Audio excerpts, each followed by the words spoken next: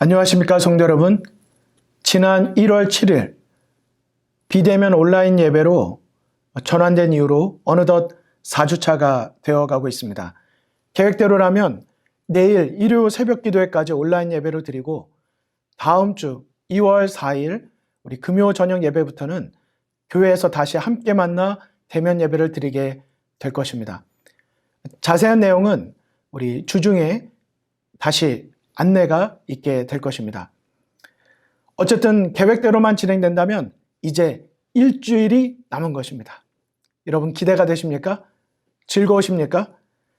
다시 우리가 기쁨으로 만나서 하나님 앞에 예배와 찬양을 돌리며 교제하고 또 우리의 맡겨진 사명을, 우리의 봉사를 함께 할 수 있게 되기를 간절히 소망합니다.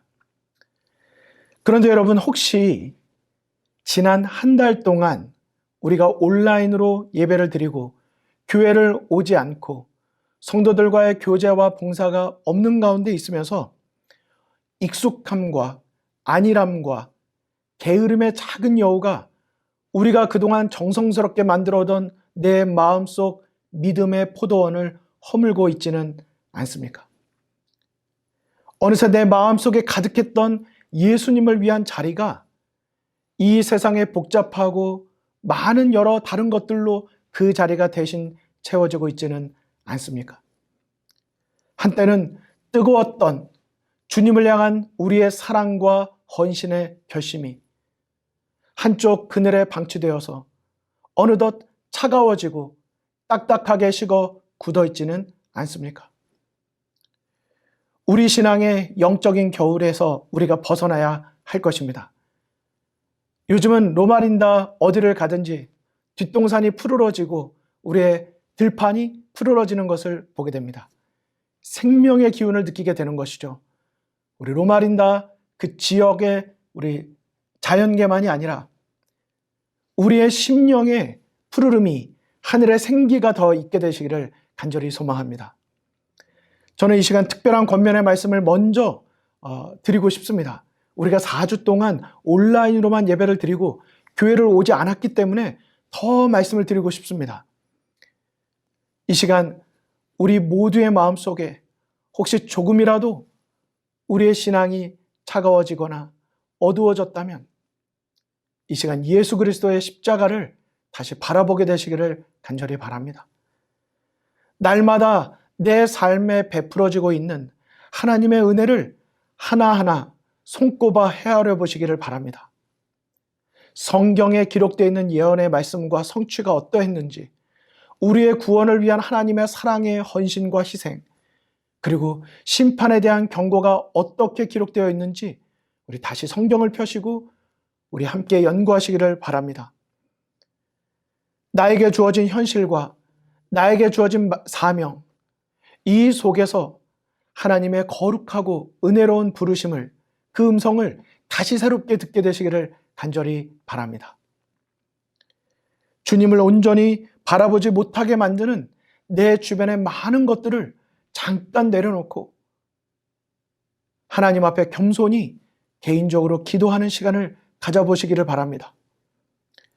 기도 드릴 때 무엇보다도 내 신앙의 생명력을 달라고, 내 믿음의 야성을 잃어버리지 않게 해달라고 깨어 기도하게 되시기를 바랍니다.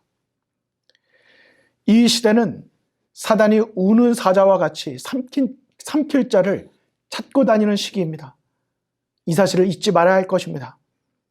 진리를 찾는 간절한 노력과 하나님 앞에 드려지는 깨어 드리는 기도를 통하여 우리가 하나님 안에 믿음으로 머물지 않고는 우리 홀로 사단과 싸워 영적인 싸움에서 승리할 수 없음을 우리는 분명히 인정하고 또 기억하고 더욱더 하나님 앞에 의지하고 그분을 찾는 그런 신앙생활을 해야 할 것입니다.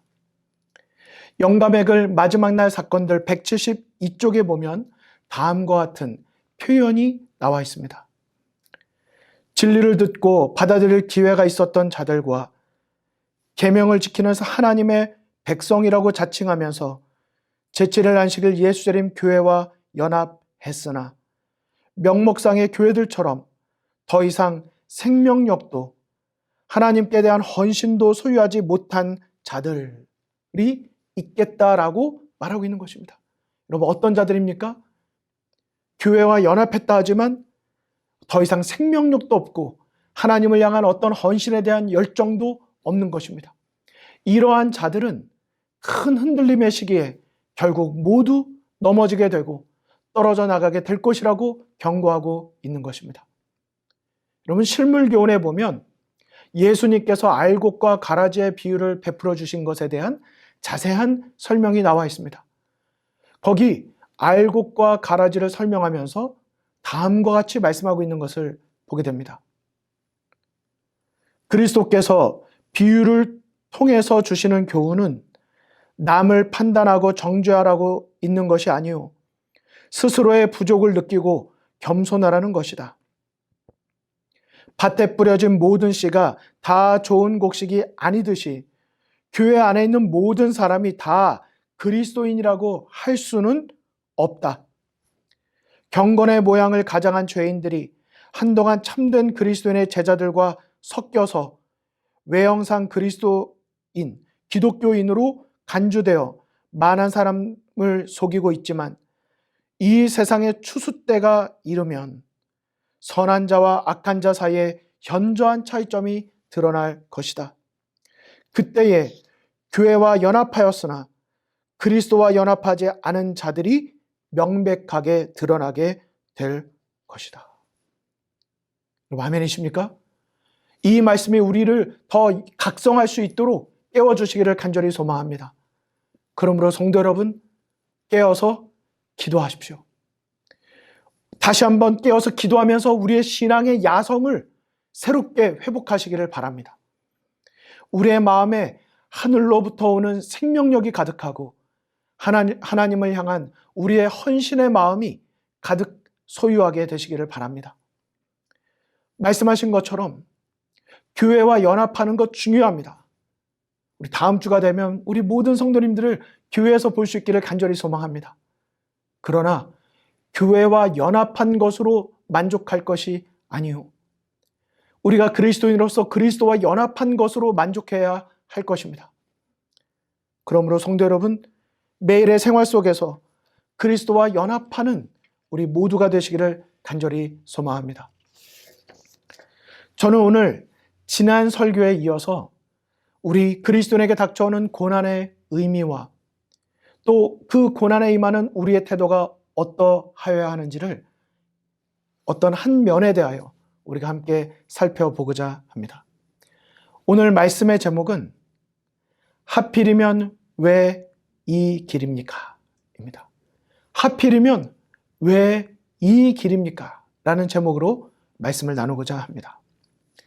민수기 21장 4절에 보시면 이스라엘 백성들은 지도자 모세는 물론이고 하나님을 향하여 단단히 화가 나서 하나님을 향하여 말하는 장면이 기록되어 있습니다.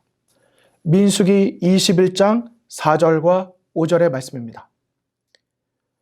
백성이 호르산에서 출발하여 홍해길을 따라 에돔 땅을 우회하려 하였다가 길로 말미암아 백성의 마음이 상하니라. 백성이 하나님과 모세를 향하여 원망하되 어찌하여 우리를 애굽에서 인도하여 내어 이 땅 이 광야에서 죽게 하는가? 이곳에는 먹을 것도 없고 물도 없도다. 우리의 마음이 이 하찮은 음식을 싫어하노라 하매. 이스라엘 백성들은 하나님께서 인도하시는 길로 말미암아 마음이 어떻게 됐다고요? 상했다 했습니다. 하나님께서 인도해 주시는 그 길로 말미암아 마음이 상했다. 여러분, 이 말이 무슨 말입니까? 내가 원하던 길이 있는데, 내가 바라던 길이 있는데, 내가 생각하고 내가 계획한 길이 있는데 하나님께서 그 길로 인도하지 아니하시고 내 예상과 달리 다른 길로 인도하셨다. 그것이 마음에 들지 않는다, 이런 뜻인 것입니다. 자신들이 바라던 길, 그 길로 갈 수 없게 되었기에 모세와 하나님을 향하여 원망하고 있는 장면입니다. 자, 여기 지도를 한번 보실까요? 이스라엘 백성들의 여정을 추측하여 성경의 기록을 따라 표시한 것입니다. 그런데 오늘 본문의 말씀과 관련해서 조금 더 자세한 지도를 보시겠습니다. 이스라엘 백성들이 홍해길이라 불렀던 길이 여기 있습니다. 그들은 이미 38년의 시간을 광야에서 보낸 시점입니다. 그러니까 총 40년 중에 38년을 보냈으니까 이제 2년여가 남은 상황이죠. 이제 지칠 대로 지쳤습니다. 속히 이 일을 끝내고 약속의 땅에 들어가기를 원하고 있습니다. 그리고 이제 그들 앞에 약속의 땅에 가기 위한 편리하고 빠르고 좋은 길이 눈앞에 놓여져 있는 것입니다. 그 길은 민수기 20장 17절의 말씀에 보면 왕의 대로라고 기록되어 있습니다. 왕의 대로. 여러분 어떻습니까? 듣기만 해도 그 길로 가고 싶지 않습니까? 하지만 에돔 왕은 거절했습니다. 두 번째 요청도 거절하였습니다. 왕의 대로를 통해서 계속 북진하여서 이제 가나안 약속의 땅에까지 그 목적지까지 가기를 원하고 있는 이런 상황 속에서 에돔 왕의 거절로 인하여 그들은 다시 남쪽 바란 광야를 통해서 홍해길로 들어간 다음에 우회하여 사막길을 지나고 광야길을 걸어가야만 하는 상황이 된 것입니다. 여러분 이 상황에 대해서 부조와 선지자 424쪽에는 다음과 같이 묘사하고 있습니다. 이스라엘 대군은 다시 남쪽으로 향하여 불모의 황무지로 나아갔으며 이 여행은 에돔의 산과 골짜기의 푸른 지대를 바라본 이후이므로 한층 더 침울한 것처럼 보였다. 여러분 그런 거 있지 않습니까? 너무 좋은 것을 보고 나면 눈 버렸다 이렇게 표현하지 않습니까? 에돔의 그 땅과 푸른 왕의 대로를 보고 나니까 그 길로 가지 못하는 이 현실이 너무나도 속상한 것입니다. 왜 하나님께서는 이런 길로 다시 우리를 인도하시는가? 언뜻 보면 이스라엘 백성들의 불만과 원망과 그 불평의 정신, 그 말들은 그럴듯해 보이고 타당해 보이는 것처럼 보입니다. 마치 하나님께서 에돔 왕을 통해서 그들을 그 왕의 대로를 가지 못하게 막으신 것처럼 되어 있습니다. 하나님께서 지금이라도 그들의 주장을 들어주셔야 하고 하나님이 사랑이시고 하나님이 공의로운 분이시라면 그들이 남쪽 바란 광야 홍해길 사막길 그 광야길로 가도록 하실 것이 아니라 왕의 대로로 에돔 땅을 거쳐서 가도록 허락하시고 정말 그분이 전능하신 분이시라면 그렇게 해 주셔야만 하는 것처럼 그렇게 주장되어지고 있는 것을 보게 됩니다. 하지만 여러분 그것은 사실이 아닙니다. 하나님께서 전능하지 아니하셔서도 아니고 하나님께서 사랑하지 아니하셔서도 아닌 것입니다. 그리고 하나님께서는 그렇게 행하지도 않으셨습니다. 오히려 하나님께서는 그들이 이제라도 깨닫고 이제라도 그들이 바른 정신을 가지고 하나님께서 계획하시고 인도하신 그 길로 겸손히 순종함으로 따라오기를 원하고 계신 것입니다. 사실 성경을 보면 하나님께서 명하셔서 에돔 왕에게 갈 것을 구하도록 말씀하셨습니다. 에돔 왕이 거절한 것이죠. 그런데 저희가 기억해야 될 것은 하나님께서 지금까지 아무것도 안 하시고 계신 것처럼 지금 이스라엘 백성들이 원망하고 있지만 그렇지 않다는 사실입니다. 하나님께서는 이미 이스라엘 백성들에게 여러 번 여러 가지 기회를 주셨습니다. 하나님의 말씀과 뜻대로 그들이 바로바로 제깍제깍 순종하였더라면 믿음으로 따랐더라면 그들에게는 순탄한 길, 형통한 길이 열렸을 것입니다. 하지만 하나님께서 주시는 기회들은 다 놓치고 그들이 생각한 타이밍에 그들이 원하는 방식대로 그 일들을 진행하려 했을 때 하나님께서는 더 이상 그들을 그대로 허락하실 수가 없으셨습니다. 지금 이스라엘 백성들이 직면해 있는 문제의 원인과 그 책임은 사실 이스라엘 백성 그 자신들에게 있었습니다. 그럼에도 불구하고 그들의 영적인 눈과 그들의 영적인 귀가 어두워져 있었기 때문에 문제를 바르게 보고 바르게 판단할 수 없었습니다. 그리고는 그들은 그저 마음속에 습관적으로 가져오던 불평의 정신, 불만의 정신을 거절하지 아니하고 그대로 표출해내게 된 것입니다. 사실 이것은 사단이 끊임없이 하나님의 축복을 저주로 만들기 위하여 그들의 마음속에 계속해서 심어오던 그 투쟁의 정신, 불평과 불만의 정신, 그 결과이기도 하였습니다. 평상시에 사단이 끊임없이 그들의 마음속에 주고자 했던 정신을 그들이 날마다 경계하고 깨어서 하나님의 은혜를 바라보고 감사한 생애를 살았더라면 그들은 이러한 유혹도 이길 수 있었을 것입니다. 물리칠 수 있었을 것입니다. 성경을 잘 읽어보십시오. 성경은 이스라엘 백성들의 원망과 주장은 결코 옳지도 않고 바르지도 않았다고 말하고 있습니다. 먹을 것도 없고 물도 없었다고요? 그렇지 않습니다. 바로 오늘 본문의 바로 앞장 민수기 20장을 보면 하나님께서 가데스에서 반석에서 물이 나오게 하는 기적을 베풀어 주셨습니다. 하나님께서 만나를 통하여 그들에게 먹을 것이 풍부하도록 날마다 먹여주시고 입혀주셨습니다. 그들의 신발이 닳지 않도록 하나님께서 그들을 돌보아 주셨습니다. 여러분 여기서 잠깐 한번 생각해 보실까요? 만나는 어떤 목적으로 주어졌습니까? 제칠을 안식일을 기억하여 거룩히 지키도록 그들에게 주어진 것입니다. 그러므로 만나는 단지 그들의 육신의 음식만으로 주어진 것이 아니요. 그 만나를 거두고 만나를 날마다 먹고 하는 과정에서 우리의 창조주시고 우리의 생명의 근원이 되시고 우리의 생명의 주관자가 되시고 보호자가 되시는 하나님을 기억하도록 주어진 것이었습니다.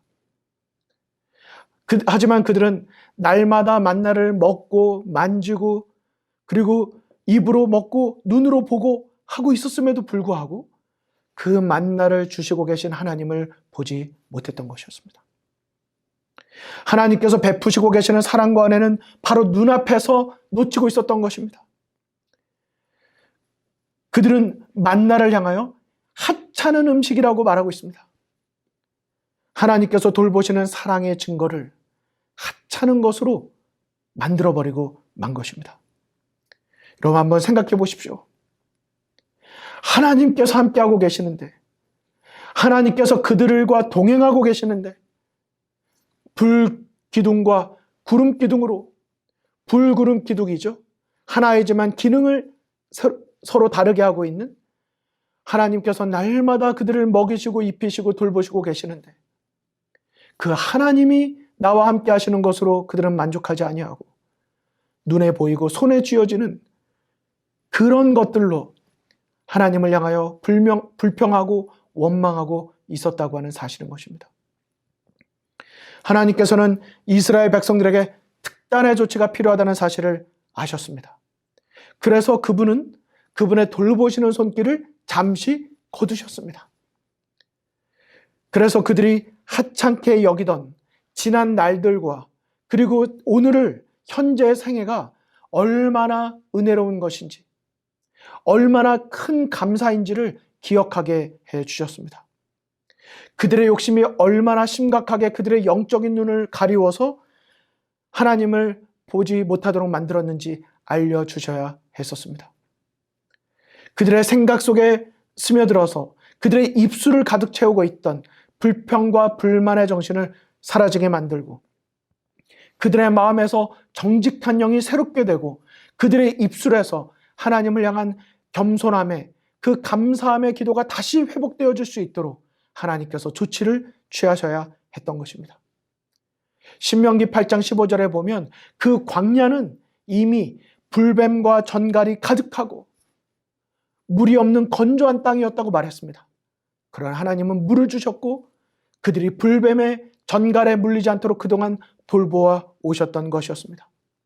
그들은 다시 나와 함께 하시는 하나님의 능력과 은혜를 기억해야 할 필요가 있었습니다. 민수기 21장 6절로 9절. 여호와께서 불뱀들을 백성 중에 보내어 백성을 물게 하심으로 이스라엘 백성 중에 죽은 자가 많은지라. 백성이 모세에게 이르러 가로되 우리가 여호와와 당신을 향하여 원망함으로 범죄하였사오니 여호와께 기도하여 이 뱀들을 우리에게서 떠나게 하소서. 모세가 백성을 위하여 기도하매 여호와께서 모세에게 이르시되 불뱀을 만들어 장대 위에 달라 물린 자마다 그것을 보면 살리라. 모세가 놋뱀을 만들어 장대 위에 다니 뱀에 물린 자마다 놋뱀을 쳐다본 즉 살더라. 여러분, 여기 하나님께서 불뱀들을 백성 중에 보내었다라고 말하고 있지만 이것은 히브리 사상에 언제나 하나님의 주관자이시고 하나님께서 하나님 중심으로 표현하고 있기 때문에 이렇게 표현된 것이지, 사실 하나님께서 그들에게 없는 불뱀을 만들어서 보내신 것이 아니라 늘 돌보시던 그분의 손길을 그들이 원하지 않고 신뢰하지 않기 때문에 현실을 보도록 잠시 거두신 것이었습니다. 참 이스라엘 백성들은 어리석습니다. 그럼에도 불구하고 불뱀이라고 하는 고난이 그들에게 찾아오자 그들은 다시 이제서야 깨닫고 지금까지 있었던 모든 것들이 하나님의 은혜임을 알고 하나님께 부르짖습니다. 그들의 시선이 다시 하나님께로 향해지는 것입니다. 여러분, 이 사건이 바로 구리뱀 사건, 놋뱀 사건입니다. 그 유명한 사건이죠. 우리가 너무나도 잘 아는 사건입니다. 놋뱀을 쳐다본 즉 사는 사건.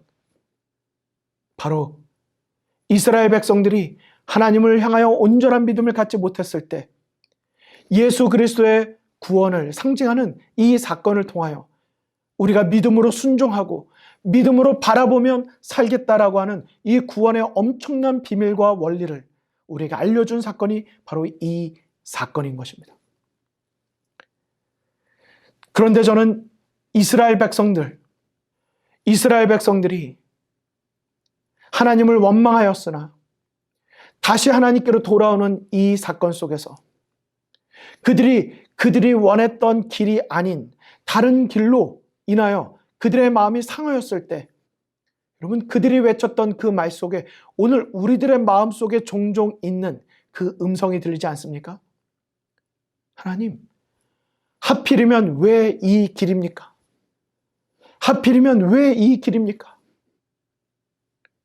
그런데 성도 여러분, 오늘 이 말씀을 살펴보면서 우리가 다시 그 질문 가운데 하나님의 음성을 다시 들을 수 있어야 합니다. 이것이 하나님의 뜻입니까?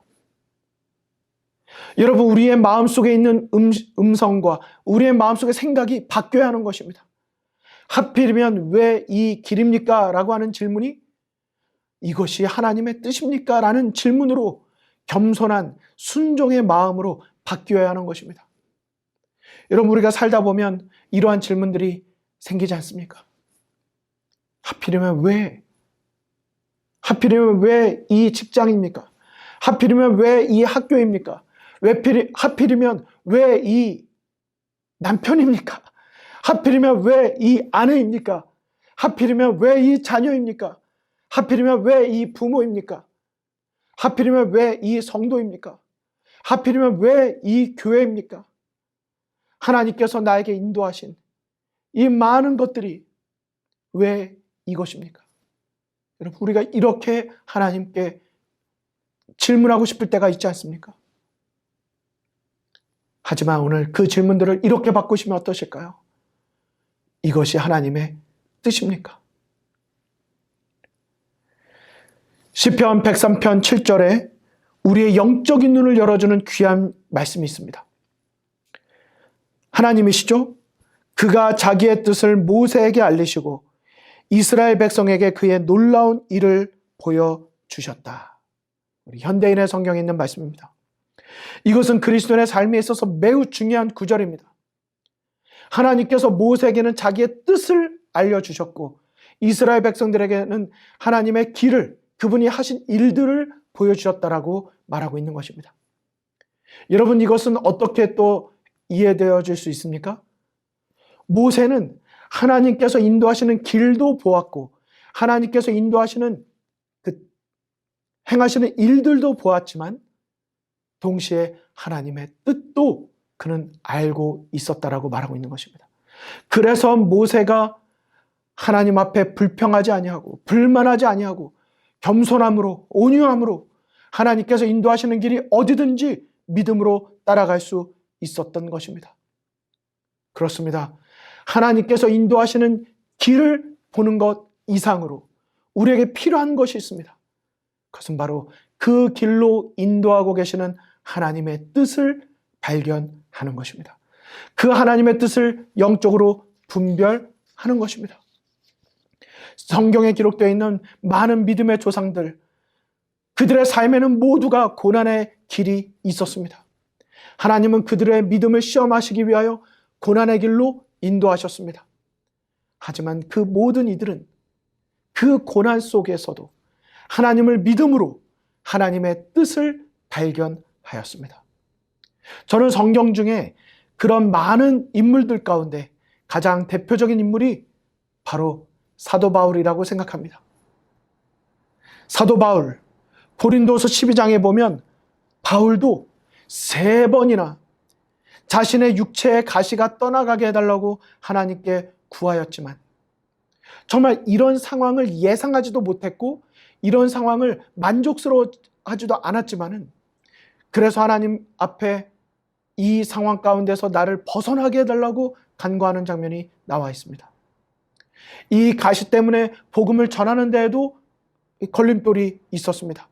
복음을 더 잘 전파하기 위해서는 이 가시를 나에게서 벗어나게 해달라고 그는 간구했을 것입니다. 이 사도 바울이 하나님께 구하는 것이야말로 정말 타당하고 하나님께서 들어주셔야만 하는 그런 요구처럼 보이는 것입니다. 여러분, 그런데 잘 하시지 않습니까? 이러한 3번의 간절한 사도 바울의 간구에도 불구하고 하나님의 답변은 무엇이었습니까?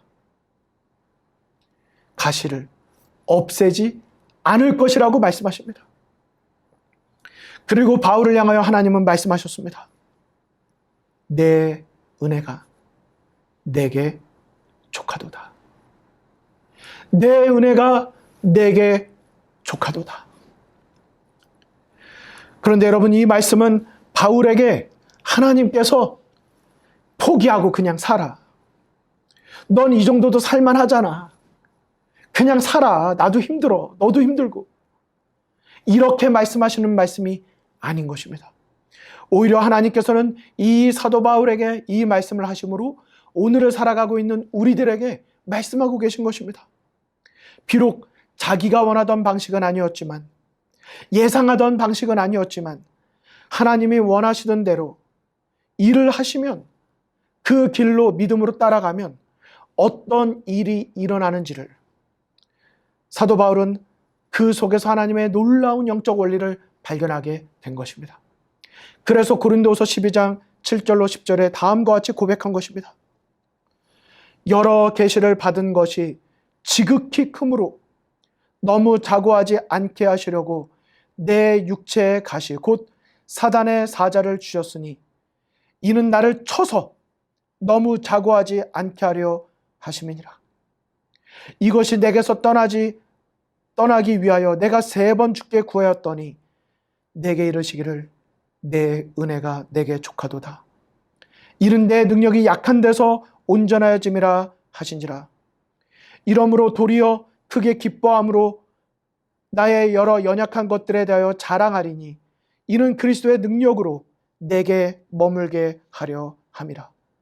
그러므로 내가 그리스도를 위하여 약한 것들과 능욕과 궁핍과 핍박과 곤란을 기뻐하노니 이는 내가 약할 그때에 곧 강함이니라.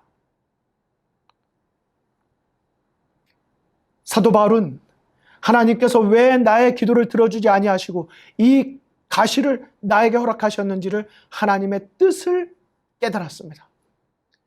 나로 하여금 너무 자고하지 않도록, 나의 이 연약함 때문에 자고해지지 않도록 그래서 남을 구원하고 내가 멸망하는 것이 아니라 이것으로 인하여 나를 구원하시고자 하시는 하나님의 은혜를, 그 사랑을 깨달은 것입니다.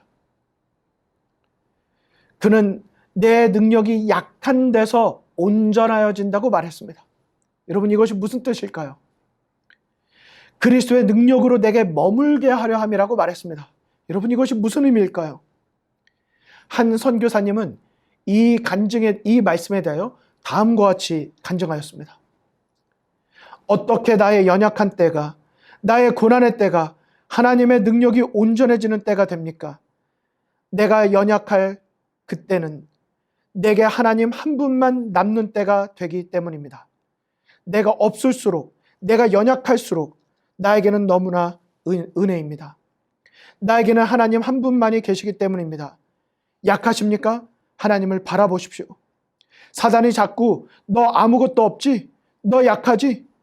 그 소리에 우리가 속으면 안 됩니다. 정반대입니다, 여러분.